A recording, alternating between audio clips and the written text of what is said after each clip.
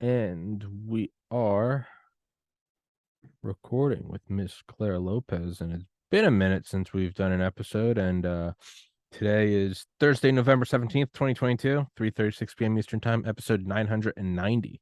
So 10 away from the big 1000. Miss Lopez is, I think your first episode was like early 300s. So you are slowly becoming one of the original, one of my founders, if you will. But with that, Miss Lopez, how have you been? Well, thank you very much. It's good to be back with you. And yeah, congratulations on the approach. I mean, almost up to 1,000 episodes. So Fantastic. close. You've had some excellent shows. Thank you very much. So close. I'm so close. And I don't know what I'm gonna do when I hit it. I guess keep going. I Keep guess going. I don't really know. It's a weird finish line, and I'm like, what do I actually do when I hit it? And I'm like, well, I'll probably just do another 1,000. Um, well, to start with, I mean, I know we have a limited amount of time. What do you think are the most pressing or most pertinent issues? I mean, we have Trump announcing his presidency. We have the Democrats taking the Senate, the Republicans, I believe, taking the House. We have 37 billion more in aid going to Ukraine. We have the FTX scandal, and we have not a piss, excuse my French, a missile landing in. I'm still under the weather, so excuse me. And we have a missile landing in Poland, I believe, during the G20, or at Hmm. least when Biden was over there. Take your pick. Which one? I don't know. Let's start with the last and we can move back to the first that you mentioned, which over there, and then we maybe bring it home Okay. back to the US here. So, an update on that missile or missile parts that fell on Poland and tragically killed two Poles. What it turns out, apparently, is that missile was part of an S-300 aerial defense system. Now, that is a Russian system, but the Ukrainians have that system in their inventory. And it seems likely now that did I say Iranians? No, If I no, did, no, I meant no. You said Ukrainians. No, you're good. Ukrainians. I got Iran on the mind too. That the Ukrainians likely were using the S-300 system that day, that is now a few days ago, when Russia rained an entire day of a barrage of missiles down on Ukraine all over the country, anywhere from Kharkiv in the east and Kiev and all the way westward to Lviv, which is very close to the Polish border. And this was going on all day long. And the Ukrainians, of course, were trying to defend against that barrage, and they were using their S-300 aerial defense system that was in their inventory from way back, I guess, in much earlier years, maybe Soviet times even. I don't know how far back it goes, but it looks like that is one of the missiles that went astray and, as I said, tragically landed in Poland and killed two Poles. But what I have to say is that, despite the confused messaging in the very beginning, because you never know exactly at the very Hmm. beginning what happened, right? Until it's sorted out. But the bottom line here really is that the blame has to go to Putin and Russia, not for that particular missile launch itself, Sure. but rather for the situation entirely, for the aggressive invasion, a war of aggression and conquest by the Russians into Ukraine. And then, of course, that particular day, a few days ago, raining that barrage of missiles and rockets down on Ukraine, including civilian areas, again, more war crimes, and very close to bombarding, very close to the Ukrainian border with Poland. So, bottom line, it looks like a Ukrainian aerial defense system of Russian make, but the overall blame has got to go to Putin and Russia.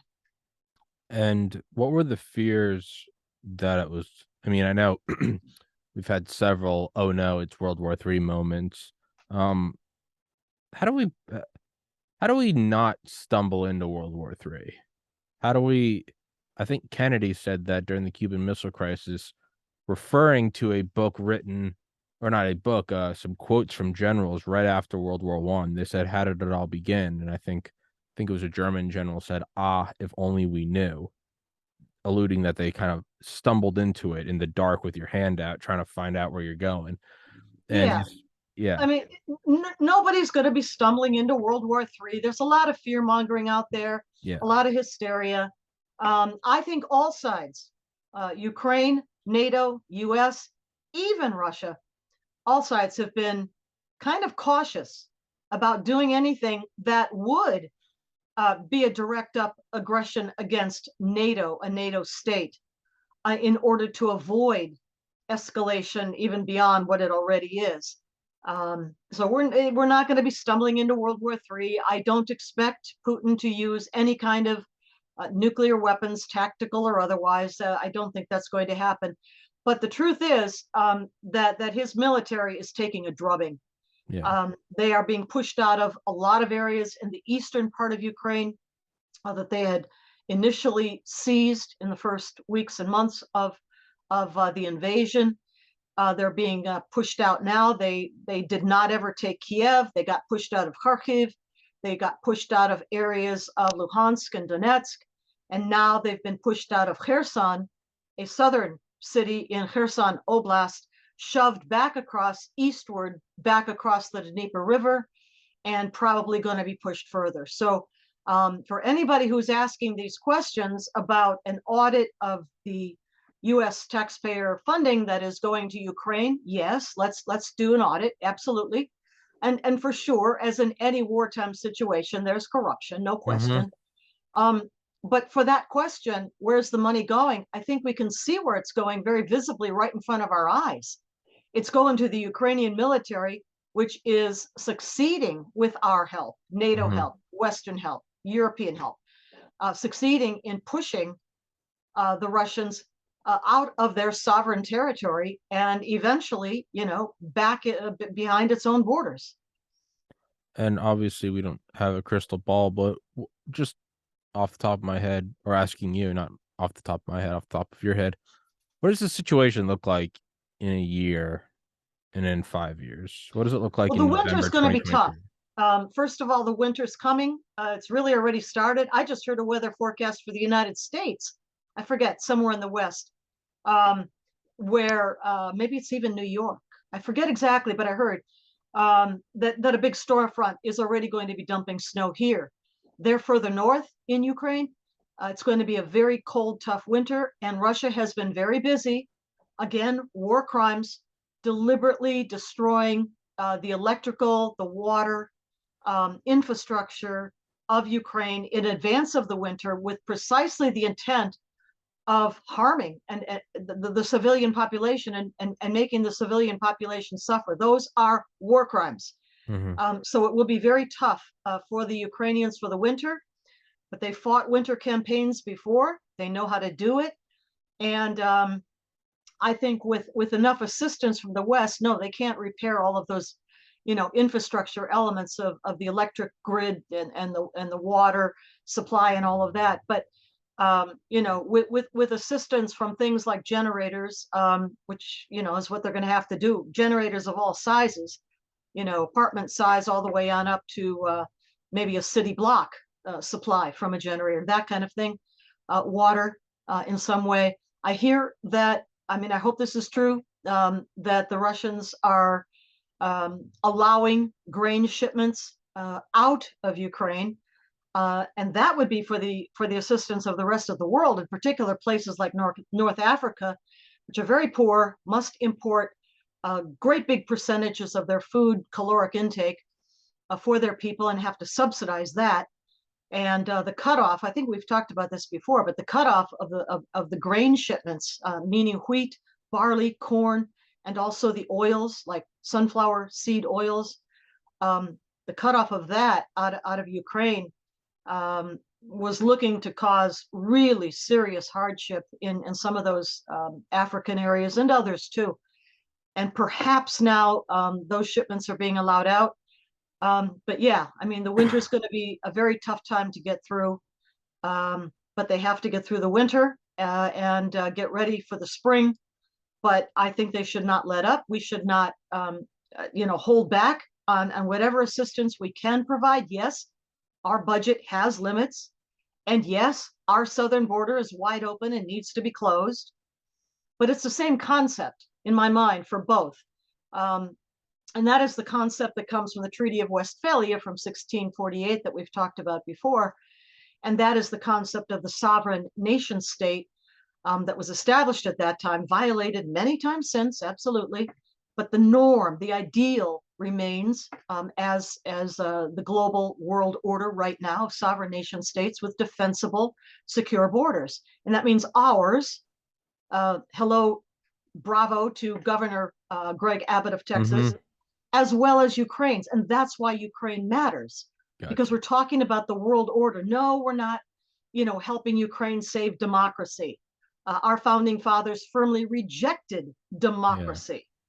But in order to preserve that norm, that ideal of the world order, which is the sovereign nation state with hopefully, ideally, inviolable borders. Yeah. When or if are we looking at any peaceful resolution?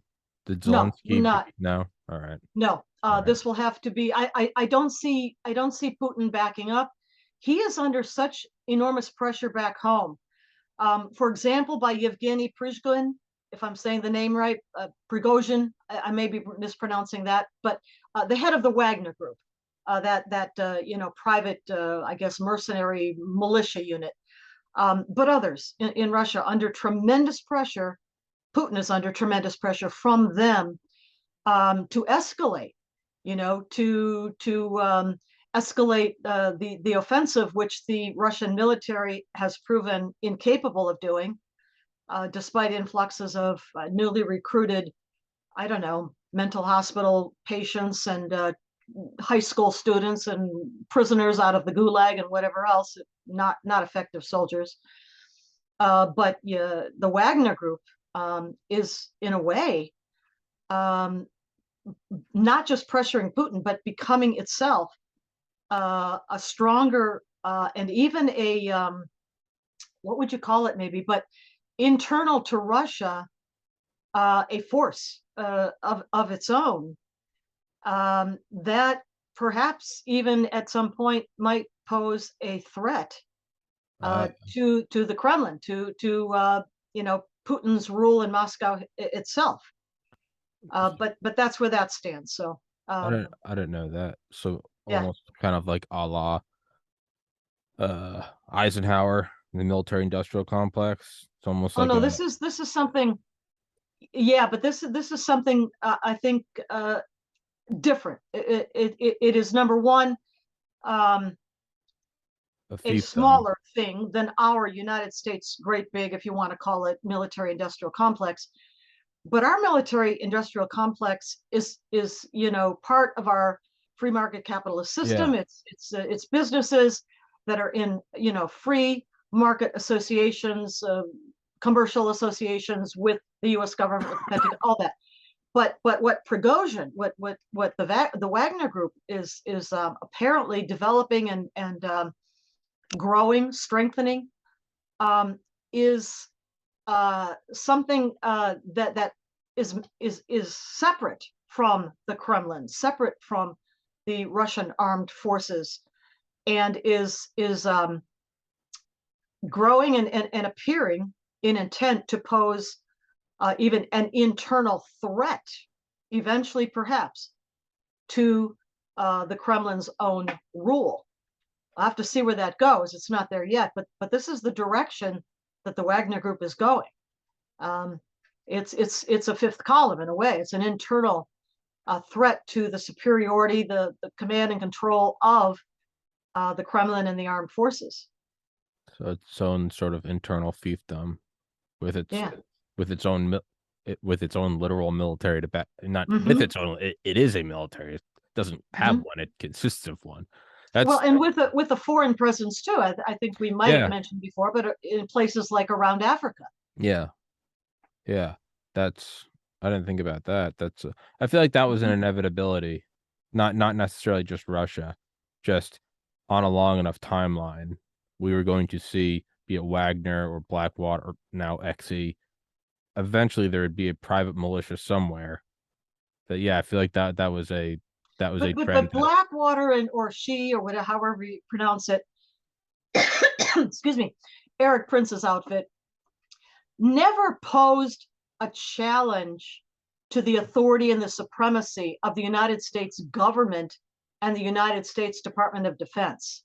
Yeah, I know that. I meant It's somewhere different in the than what I mean what is Wagner is doing. what I mean is somewhere in the world. I feel like that was inevitable. That phenomena of Mm, a mhm, PMC mhm. somewhere, probably with a less dominating government, with a less unquestionable authority, like probably wouldn't happen in China, it wouldn't happen in the United States, No. but and normally I wouldn't say Russia, except for during a war where things are shaky. You could almost Hmm. kind of like cartels in Mexico. It does seem like this was a on it was going to happen somewhere where this Yeah. would something would aggregate enough money and become sort of its own power. Hmm. I feel like that's inevitable. Um, well, I guess to switch it back to domestic, your thoughts, your recaps on the 2022 midterms. Well, the first thought is they're not even over They're yet. not over. And it's been, I've lost track. How many days? Well, Tuesday. So last Tuesday. Today's Thursday. So 7, 8, No, 9. no, no. I mean, this is We're on day going 9. on forever.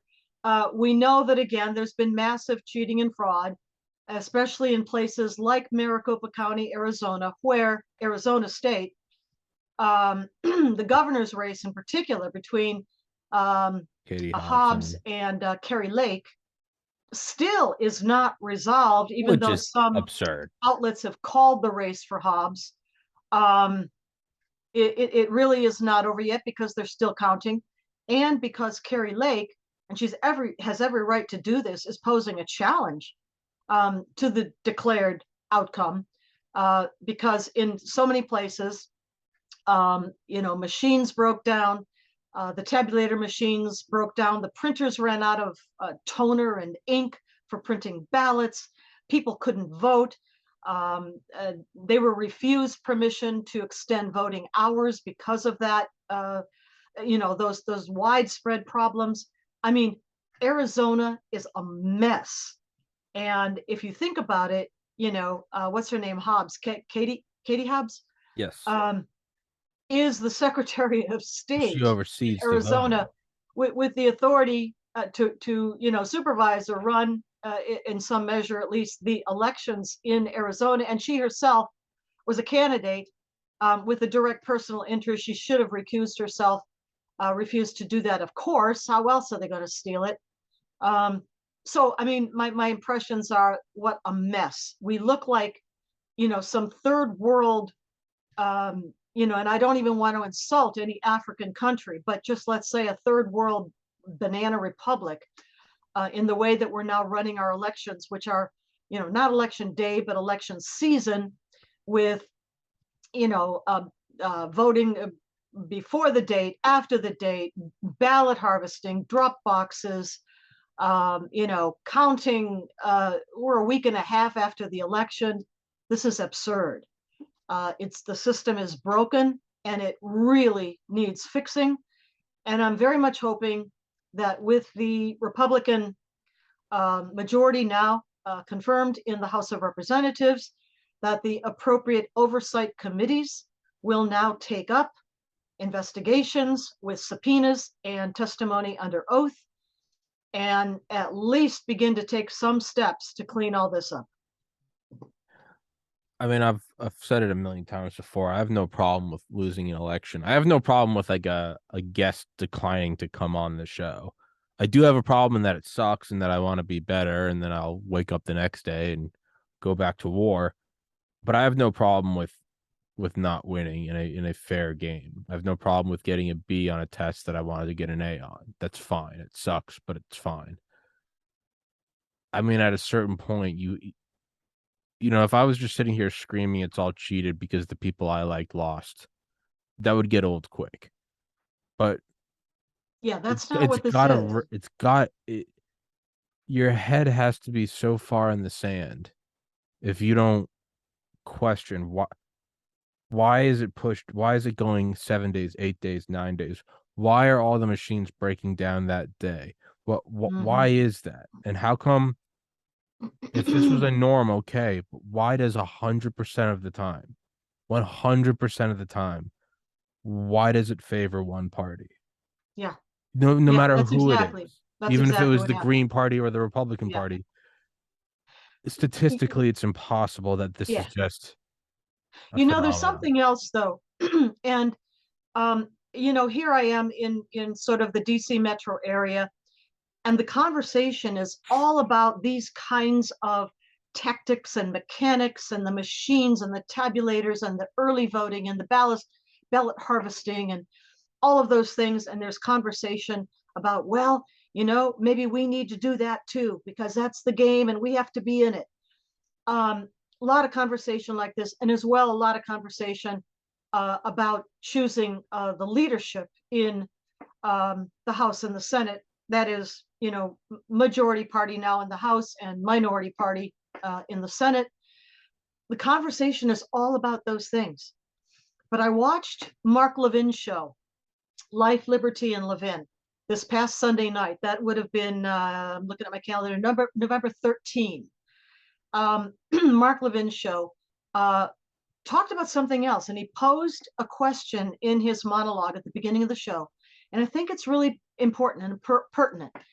And the question he asked is, are there enough constitutional patriot Americans, citizens, left in the country to actually win elections?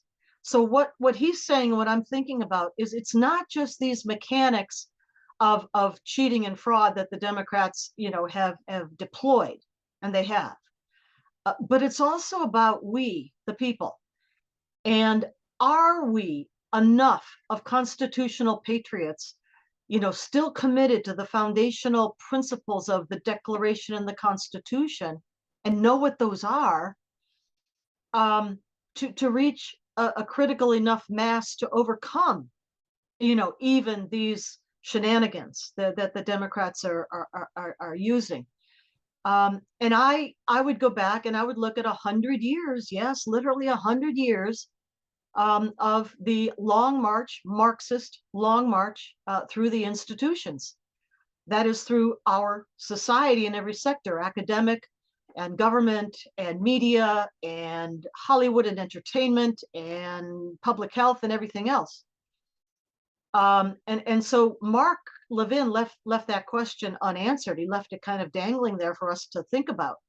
And I think that is worth thinking about too, beyond just the mechanics, of these abusive practices that really do need to be, reined in. Yes, they do need to be, and voter rolls need to be kept, maintained, up to date, and so forth. All of that, yeah, yeah. But let's look to the deeper question of, who are we? Are we the same people, that were bequeathed those documents by our founding fathers of the Declaration of Independence, the Constitution, Bill of Rights, and all of that? Are we? Or can we get back to that? I think that's the deeper question, and one we need to pay even more attention to than the mechanics of the shenanigans. It certainly is, and even though those are my beliefs, I am still I can still digest the hypothesis that we aren't those people and that the vast majority of people do want whatever it is that is being voted in. And although that's not my personal preference, I am an adult and can acknowledge that this isn't Tommyland, that I am one person in 320 million. And as much as I would like to see it go one way, if the majority votes another way, that's that's part of Well, being in a if they republic. vote another way, in full knowledge, training, education, understanding of those foundational principles, and they then come to, a different conclusion about the candidates, That's fine. okay, fine. But does a majority of our electorate today know what those principles are, Yeah, value, treasure those principles enough to be guided by them? We can come to different conclusions about candidates. That's fine. sure. Yeah, But that's are they acting in full knowledge and appreciation of those foundational principles? That's the question. yeah. And so like which comes back to my initial point is I'm okay with it in the sense that I don't agree with it and I'll be stubborn but I also understand that we are in a system that is bigger than just me and my immediate universe. It's it's when it goes on for 9 days and all the machines break down and the cameras drop in the middle of the night that I'm like, uh, uh but you know, commies gonna be commies. But with that, Miss Lopez, we need to wrap this one up because I have another guest coming in, and Understood. Okay, we will. Well, I think next Thursday, Thanksgiving, but it is. So the one after that, we will we resume got. on our Thursday schedules. Great to have you Okay, back, Claire. Thank you so thank much. you, Go Tommy. check out all of Good her to be with stuff. you too. You as well. Twitter, all your websites, all that good stuff will be in the description as always. Miss Claire Lopez, thank you so much.